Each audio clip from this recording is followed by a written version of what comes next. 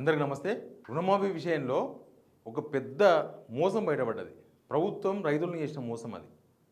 అది కూడా మాజీ మంత్రి హరీష్ రావు బయటపెట్టిండు. ఎట్లా బయటపెట్టిండంటే ఎస్బీఐ బ్యాంకు ద్వారా సమాచార హక్కు చట్టం కింద డబ్బులు కట్టి డాటా తీసుకున్నాడు. అసలు ఎస్బీఐ బ్యాంకు ద్వారా ఎంతమందికి లోన్ మీరు ఇచ్చిన డాటా, గవర్నమెంట్కి ఇచ్చిన డాటా ఏంది, గవర్నమెంట్ ఎంతమందికి మీరు ఇచ్చిన దానిలో రుణమాఫీ చేసింది, ఆ కాన్సెప్ట్ తీసుకున్నది. ఒక్క ఎస్బీఐ బ్యాంకులోనే, ఇంకా మిగతా బ్యాంకులు ఉంటాయి కదా, సహకార బ్యాంకులు, ఇక అవన్నీ తీసుకోలే. ఒక ఎస్బీఐ బ్యాంక్ పెద్ద బ్యాంక్ కదా, అన్ని బ్యాంకులకు అదే హెడ్ బ్యాంకు కాబట్టి ఎస్బీఐ బ్యాంక్ వెళ్ళి తీసుకున్నాడు. చాలా ఎస్బీఐ బ్యాంకు హరీష్ రావుకి ఇచ్చిన రిప్లై ఇది. Application under the right to information act 2005 reference number ఇచ్చారు. ఏమని ఇచ్చారు తెలుసా? వాళ్ళు ఇచ్చిన డాటా ఇది.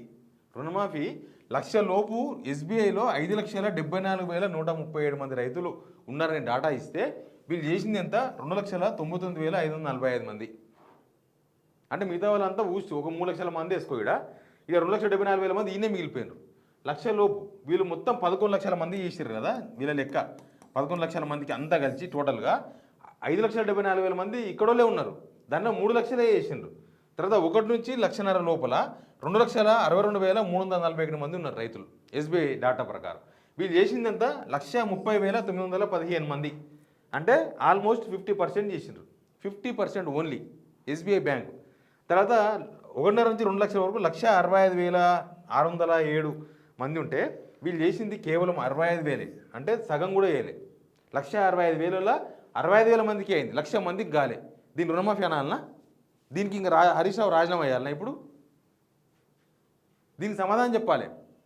ఇదంతా ఈ మొత్తం ఎంతమంది? 10,02,085 మంది రైతులు అప్పులు తీసుకున్నారని చెప్పి ఎస్బీఐ డాటా ఇచ్చింది గవర్నమెంట్కి, స్టేట్ బ్యాంక్ ఆఫ్ ఇండియా ఇస్తే వీళ్ళు చేసింది ఎంత? 4,95,591. ఆల్మోస్ట్ 50%, దగ్గర 49 పాయింట్ చేంజ్.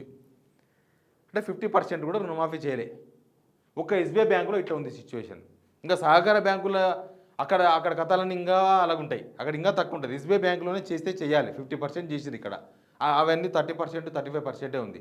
అయితే ప్రధానమంత్రి మోడీ మహారాష్ట్రలో ఒక కామెంట్ చేసిండు. తెలంగాణ రైతులను కాంగ్రెస్ మోసం చేసింది. ఇక్కడ బీజేపీ వాళ్ళు మాట్లాడతలేరు. ఒకనాడు ధర్నా చేసారు, అయిపోయింది అది. కానీ మోడీ మాత్రం మాట్లాడిండు. మహారాష్ట్ర ఎలక్షన్ ఉన్నాయి కదా, అడవి మాట్లాడిండు. కాంగ్రెస్ హామీలు ఇచ్చి మోసం చేస్తున్నది, తెలంగాణలో కూడా రైతులకు మోసం చేసిండ్రు, రైతులను మొత్తం రుణమాఫీ చేస్తామని చెప్పి ఇప్పుడు ఎదురు చూస్తున్న రైతులందరూ కూడా ఆ సిచ్యువేషన్ క్రియేట్ చేసింది. కాబట్టి వీళ్ళ హామీలన్నీ కూడా దొంగ హామీలు అని చెప్పి ప్రధాని మోడీ అన్నారు. దానికి రేవంత్ రెడ్డి కౌంటర్ ఇచ్చిండు. ఇక్కడ నుంచి కౌంటర్ అంటే పెద్ద కౌంటర్ ఏం కాదులే, ఉత్త రిప్లై ఇచ్చిండు. కౌంటర్ అంటే మళ్ళీ అది వేరు. రిప్లై ఒక లెటర్ రాసిండు ప్రధానమంత్రికి, మా తెలంగాణలో మేము ఇంతమందికి చేసినామని. ఆయన చెప్పిన డాటా ఏంది? ఇదే డాటా. ఏం డాటా? అదే చింతకాయ డాటా. ఏంది? 17,96,000 కోట్లు అమౌంట్. తర్వాత 22 లక్షల మంది రైతులకు అయింది. 22 లక్షల మంది రైతులు రుణమాఫీ కాలేదని ఒప్పుకున్నట్టే కదా. ఇప్పుడు రుణమాఫీ చేయలేదు మేము అన్నట్టు, రుణమాఫీ చేయలేదని ఒప్పుకున్నట్టే కదా. 31,000 కోట్లు అన్నారు. 31,000 కోట్లకు 18,000 కోట్లకు ఎంత తేడా ఉంది? 13,000 కోట్ల తేడా ఉంది. ఇక్కడేమైంది? మీ లెక్క ప్రకారమే 41 లక్షలు అనుకుంటే ఇక్కడ 22 లక్షలు పోతే ఇంకా 8 లక్షలు మిగిలింది. ఇంకా 19 లక్షలు, 20 లక్షల మంది రైతులు మిగిలిపోయినారు. రుణమాఫీ చేయలేదని ఒప్పుకున్నట్టే కదా. ఇప్పుడు ఇక్కడ ప్రధానమంత్రికి రాసిన లేఖల మీ దొంగతనం, మీ డొల్లతనం అన్నీ బయటపడ్డాయి. ప్లస్ ఈకి వచ్చే వరకు ఎస్బీఐ ఇచ్చిన డాటాలో కూడా మొత్తం మీ లెక్కలు, బొక్కలు అన్నీ కూడా బయటపడ్డాయి. ఇక రుణమాఫీ చేసినామని చెప్పుకోవడానికి ఇంకా మీ నోరెట్లు వస్తుంది చెప్పండి? మీరు రుణమాఫీ చేసినామని రైతులను ఎలకాలం మోసం చేయలేరు. ఒక రోజు చేయగలరు, 2 రోజులు చేయగలరు. దానికి ఇంత అడావిడికే హరీష్ రావుని రాజీనామా చేయమని సవాల్ విసిరితిరి. అనవసరంగా ఇరుక్కపోయారు మీరు మొత్తం 31,000 కోట్లు లేకపోతే 41,000 మందికి, 41 లక్షల మందికి రుణమాఫీ చేసి ఆ సవాలు విసిరితే దానికి అందం ఉంటుండే. మీరు ఆ సవాలు విసిరి పారిపోతిరి. మీరు రైతులకు రుణమాఫీ చేయకపోతిరి. ఇంకేమనంటే మేము 20 లక్షల మందికి చేస్తాం రుణమాఫీ అయిపోయినాక రైతు భరోసా అంటారు. ఈ రుణమాఫీ ఎప్పుడైతుంది, రైతు భరోసా ఎప్పుడైతుందో తర్వాత విషయం. కానీ రుణమాఫీ విషయంలో ఇంత పచ్చి మోసం, ఇక రైతులకు ఇంతకన్నా క్లారిటీ అవసరం లేదు. ప్రభుత్వం ఎంతమందికి రుణమాఫీ చేసిందనే విషయంలో ఇంకా ప్రభుత్వం ఎన్ని చెప్పినా దొంగ కథలు అని అర్థమైపోయింది మనకు. ఈ ఎస్బీఐ వాళ్ళు ఇచ్చిన డాటా ప్రకారం, ఎస్బీఐ వాళ్ళు ఇచ్చిన ఇన్ఫర్మేషన్ ప్రకారం చూస్తే ఇంకా ఇంతే. ఇది ఎప్పుడో పాతది ఏం కాదు కాన్సెప్ట్. ఇది 25/9 ఎప్పుడు ఇచ్చిర్రు? 25/9/2024 మొన్ననే 25 తారీఖు. అంతా 10 రోజుల కింద వచ్చిన డాటా ఇది, వాళ్ళు ఇచ్చిన డాటా. ఇంకోటి ఇంకేమనంటే మీరు పైన ఉన్నాయి కట్టండి, మేము కడతాం, మిగతా మొత్తం మేము కడతాం, మీరు పైన ఉన్నాయి కట్టండి అని చెప్పేసి ఇంకా జనాల దగ్గర నుంచి డబ్బులు రిటర్న్ లాగే పనిలో ఉంది ప్రభుత్వం. రైతుల దగ్గర నుంచి వీళ్ళు ఇచ్చింది ఏం లేదు, కానీ వాళ్ళ దగ్గర నుంచి ఇంకా రిటర్న్ బ్యాంకుల్లో డబ్బులు వేయించుకుంటే ఆ బ్యాంకులు వీళ్ళకే వస్తాయి పైసలు. మళ్ళీ ఈ స్కీమ్లకు దానికి పైసలు లేవు కదా, ఆ పైసలు వాడుకోనికే చూస్తున్నారు. ముందు మీరు ఇచ్చేది ఇయ్యండి, రైతులు కట్టుకునేది కట్టుకుంటారు.